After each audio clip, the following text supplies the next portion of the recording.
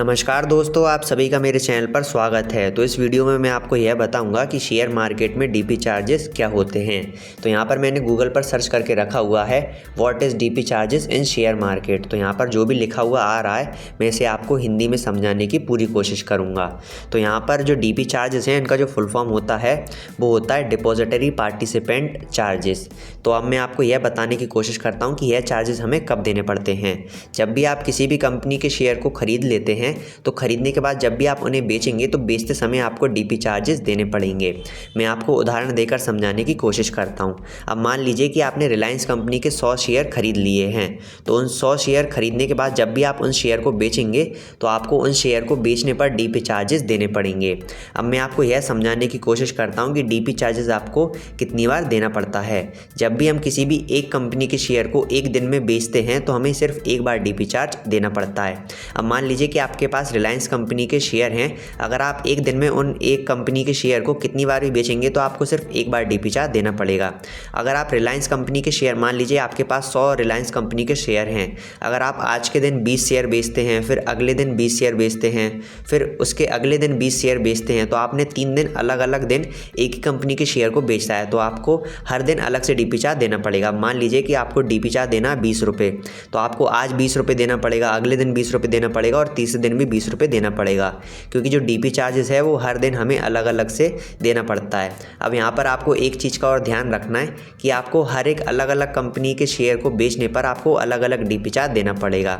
अब मान लीजिए कि आपके पास रिलायंस कंपनी के शेयर हैं और टाटा के शेयर हैं। अगर आप एक ही दिन में दोनों कंपनियों के शेयर को बेचते हैं तो आपको 2 बार डीपी चार्ज देना पड़ेगा, क्योंकि यहाँ पर जो कंपनियाँ हैं वो 2 अलग अलग हैं। तो यहाँ पर आपको इस बात का ध्यान रखना है कि जब भी आप किसी भी एक कंपनी के शेयर को एक दिन में बेचते हैं तो आपको एक बार डीपी चार्ज देना पड़ेगा।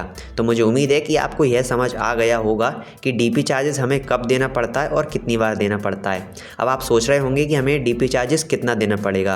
अब जिस एप्लीकेशन का या फिर जिस ब्रोकर एप्लीकेशन का आप इस्तेमाल कर रहे हैं यह उस पर निर्भर करता है कि आपको डीपी चार्जेस कितना देना पड़ेगा। क्योंकि यहाँ पर जो ग्रो एप्लीकेशन है, अपस्टॉक एप्लीकेशन है, एंजल वन है, ज़ीरोधा है, यह सब आपसे डीपी चार्जेस तो लेते हैं, पर लेकिन यह सब अलग अलग डीपी चार्जेस लेते हैं। कोई आपसे 15 रुपये लेता है, कोई 12 रुपये, कोई 20 रुपये, तो सबका अलग अलग डीपी चार्जेस है। तो एक बार मैं आपको वह भी बता देता हूँ कि जो यह एप्लीकेशन है यह आपसे कितना डीपी चार्जेस लेती हैं। तो यहाँ पर मैं क्या करता हूँ, यहाँ पर सर्च में डाल देता हूँ ग्रो डीपी चार्जेस। तो यहाँ पर हमारे सामने ग्रो के डीपी चार्जेस आ जाएंगे। तो यहाँ पर मैंने ग्रो डीपी चार्जेस डाल दिया है। फिर इसके बाद अब हम देखते हैं कितना रिज़ल्ट हमारे सामने आता है। तो मैं इसे नीचे कर देता हूँ।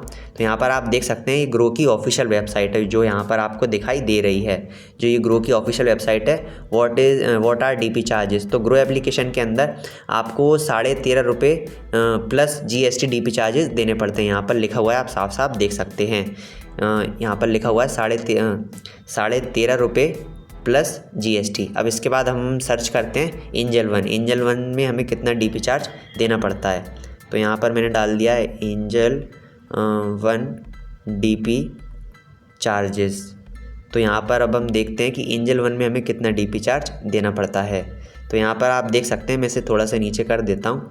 तो यहाँ पर डीपी चार्जेस के बारे में इंफॉर्मेशन दे रखी है, आप यहाँ पर देख सकते हैं। मैं इसे थोड़ा सा और नीचे कर देता हूँ जिससे कि आपको क्या प्रॉपर इंफॉर्मेशन मिल जाए। तो यहाँ पर आप देख सकते हैं जो एंजल वन है इसके अंदर हमें डीपी चार्जेस कितने देने पड़ेंगे। अगर आपका जो डीमैट अकाउंट है वो नॉन BSD क्लाइंट के अंडर में आएगा तो आपको यहाँ पर 23.6 रुपीज़ डीपी चार्जेस देने पड़ेंगे। अगर आपका जो डीमैट अकाउंट है वो BSD क्लाइंट के अंडर में आएगा तो आपको 59 रुपीज़ डीपी चार्जेस देने पड़ेंगे और यहाँ पर आपको GST अलग से जोड़ना पड़ेगा। तो यहाँ पर आप बहुत ही आसानी से गूगल पर सर्च करके किसी भी एप्लीकेशन का डीपी चार्जेस के बारे में पता कर सकते हैं। तो मुझे उम्मीद है कि इस वीडियो में आपको यह समझ आ गया होगा कि शेयर मार्केट में डीपी चार्जेस का क्या मतलब होता है और डीपी चार्जेस हमें कब देना पड़ता है और कितनी बार देना पड़ता है।